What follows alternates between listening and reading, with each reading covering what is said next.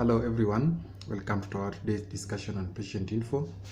Today we want to discuss about coronavirus and specifically COVID-2019, which has been a pandemic and has ravaged several countries across the globe.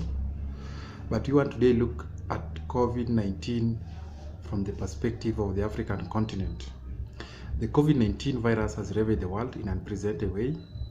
Italy, Spain, China, and the United States have felt the pinch of the pandemic, and no one knows where it will strike next with that heavy hand.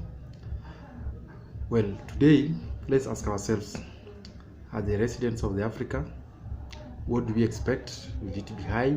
Will it be low? What exactly should we expect from the pandemic in the African continent? Well, one thing, we know that COVID is more deadly to elderly people and persons with underlying illnesses more than the younger population.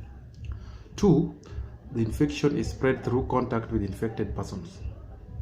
This means that the more people move around, the more it spreads. African health system is not very much equipped as the Western countries or as the Africans themselves would like it to be. Well, in Africa, in my opinion, corona will not be a major problem. Why do I say this? Two reasons. One is age. The average age in Africa is 19.7 years. That age is the prime age of any individual.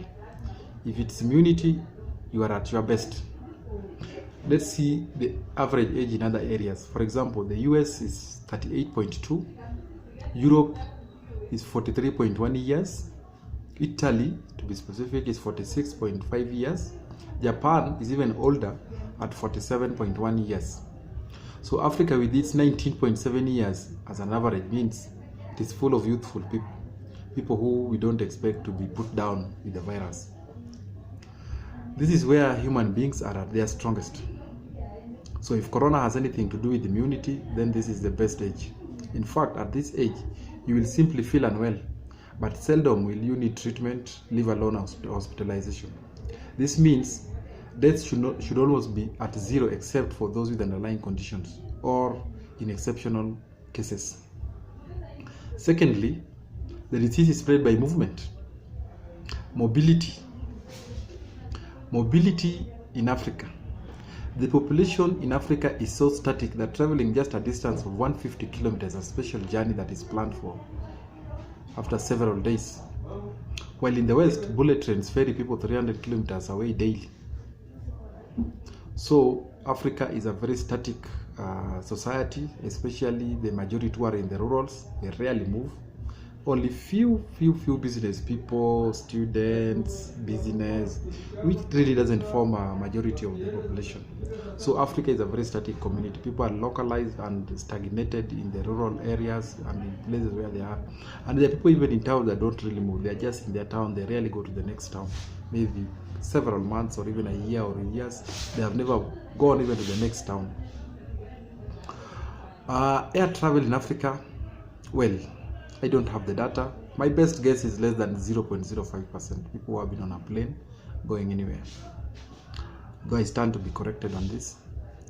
Well, that's it, and that's my opinion on coronavirus. As far as African population is concerned, I don't think it will be a problem here. I don't think it will kill people.